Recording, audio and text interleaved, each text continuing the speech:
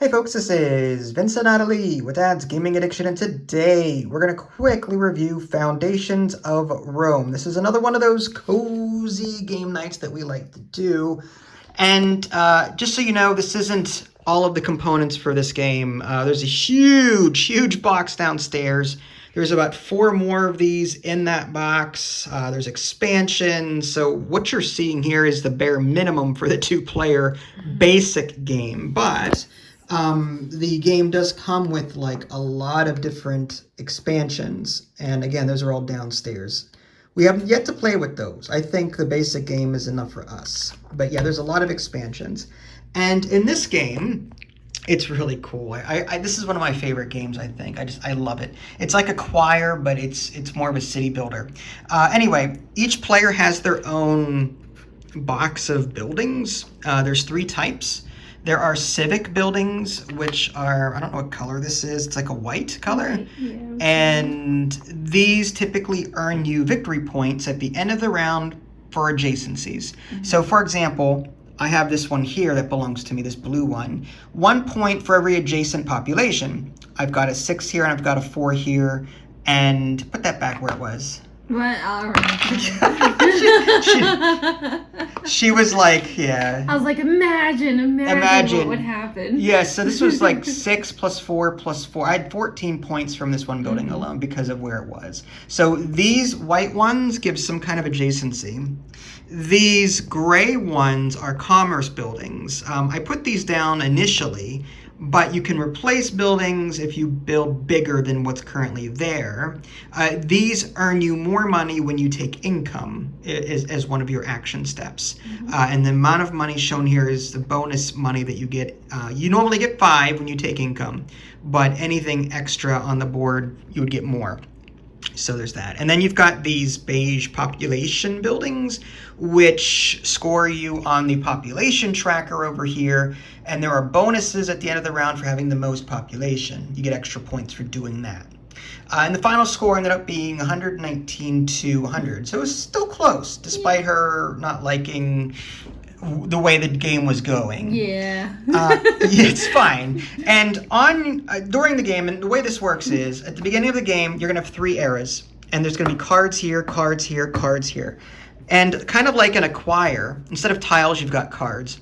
And these cards are going to be like out on display 2 through 7. And whenever you buy one, the cards move down to the cheaper spots, and so on. And as you acquire cards, you're going to put a lot of your color into that coordinate. So if I were to get B3 by buying it using the money I have, I can put a lot there. And if I have lots in a row, I can then on my turn like build structures over these lots and put my lots back. You only have so many lots, so you can't have a whole bunch of lots on the board. You kind of, once you're out of lots, you kind of have to start placing structures. Mm-hmm. But like I said, you can replace. So if this were out there somewhere, as long as I had like a 3 size building, I could put that over top of that and put this one back and put this in its place instead. I can do that.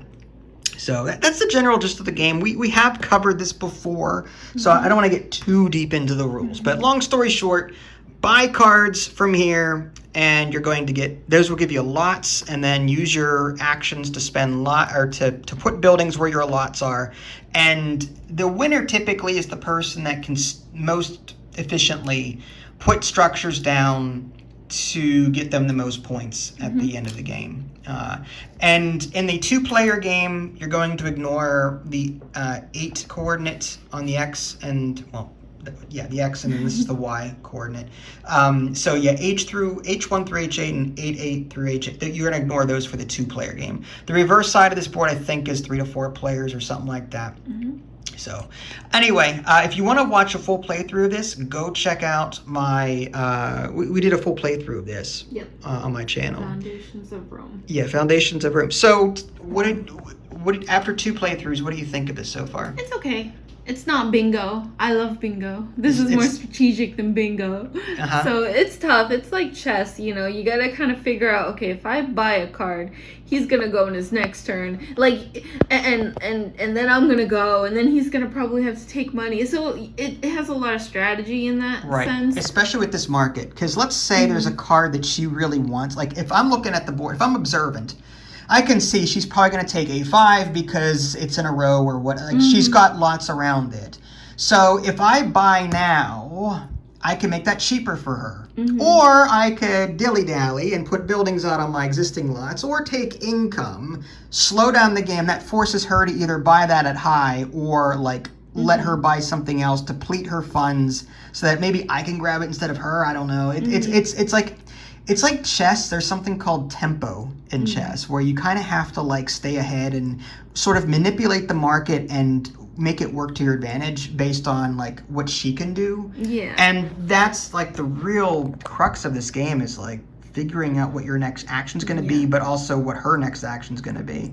And I mean, despite the box being huge, I love how large these are. Like I love the quality of this. Yeah, I like the quality too. The only gripe I have is that I get confused which buildings are his. Like, I know the red ones, the ones with red tiles are mine, but I still get confused because these same ones are like the same color, and this one's mine and this one's his, but like at one point I wanted to put one of my big buildings down, and the whole game I thought this was mine, or no, this one was mine, because I just like there's too many reds and blues around, so it kept color getting, overload. So I get color overload, and that really hurt. Like it really stinks about that, but it's an okay game. It's not my favorite. But it's alright. Yeah. I like that. I know there's some glare, but when you look at the board, like at your mat here, you can see like when you take income. Let's say that this is on the board and this is on the board. The game, this mat tells you. This tray tells you how much income you should earn plus the normal 5 that you get. So 5 plus 1 plus 2 plus 2 is 10. So I can easily look at this and go, oh yeah, I get 10 money every time I do that. These are victory points that you earn during a certain point as well. And if I ever want to, like this population tracker is real time to this. So if I were to say 6 and 4 and 4, I got 14 there, I got another 6 there. So this should reflect this. Okay, which is kind of cool. So 6 plus 6 is 12, plus 4 is 16, and then 16 plus 4 is 20. And do I have 20? Yes, I do. I've got 20 population. So I like that you can look at this and go, yeah, that's correct. Yeah, they really made it very easy to keep track of your scoring stuff. Even though I really don't care for the scoring because it's just like so much. But I do like that you can neatly keep track of it on your own player board. So, yeah, I mean, it's okay. I'm glad that you like it. You know, it's a good birthday game. I think I like this because it's got the acquire part of it, and acquire, I think it's less complicated than acquire because you're merging and stuff like that in acquire. And then you've got Lords of Vegas. Do you remember Lords of Vegas? Kind of. Where you're putting casinos down. Yes. You get lots. Yes. With the clear tokens. Yeah, I prefer this over the that's what I mean. Like, out of all of the games with similar mechanics, I feel like this one's a good one to get into. I don't know. I find that more because Lords of Vegas has a lot of weird rules. Yeah, it also reminds me of City Skylines a little bit. That Sorry, I saw the ant. Oh, okay. Yeah, so it reminds me a little bit of City Skylines too, where like it's very Tetris-y in that sense, where you gotta kind of fit. But I still isn't City Skylines. City Skylines a co-op. It's a co-op. It's right? a Tetramino co-op. Yeah. So maybe I might like that one better, but it's less complicated than this, that's for sure. You think so? I think so. City Skylines has like happiness, I think, and you have to manage other things. So yeah, which it's is different. Well, this is less complicated. Than I think this is I think this is a nice gateway game into a game like Acquire, minus the expansion rules. Like I said, this is the basic game. But if you wanted to up it, there's like monuments. That's what these smaller things that we didn't use those. There's monuments. There's stealing. Trading and stealing. There's favor tokens. Yeah, so additional content. Objectives, invocations, player roles, Will of the Council and Trading and Stealing. So this is all like additional stuff that you could add to make this game even more complicated than it already is. Yeah. And like I said, I didn't bring everything up.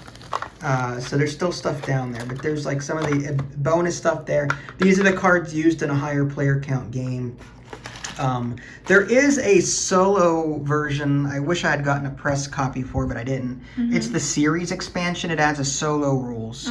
So it's a solo module. I really want that one, but no, we'll see. I don't have it. It's not in the money, not in the cards right now. Yeah. But it would be a nice to have kind of thing because I really like this game. Yeah, it's pretty good. Yeah. It's alright. So, would you play this again? There are other games I'd rather play. Oh, we're gonna play it again. But the box is too big not to play. I'll play it again. No. That's the reluctancy. I would play it again, on a very special night. If we were stuck on a desert island and there were no other board games to play, is that it? I'll play tic-tac-toe in the sand. Wow. Wow. I'm sorry. Well, Board Game Geek's gonna have your head. No. I'm kidding. I'm kidding. Yeah. So funny. yeah, this is up there. Like I don't normally give board games ratings, but this is better than average for me. I just because the component quality, the ease of getting into it, but also just the strategy involved on manipulating the track there and scoring population. It's nice. This is a game I would try to teach your mom if she came over again. Yeah. I appreciate the easiness of it. It's very simple. I think people will have a lot of fun with it if they like to think ahead and plan ahead and use strategy and stuff. Yeah. All right. It's all right. Fair enough. Well, this is Foundations of Rome. This is Vincent Idley. Thanks for watching. We will catch y'all next time. Take care. Hey, guys.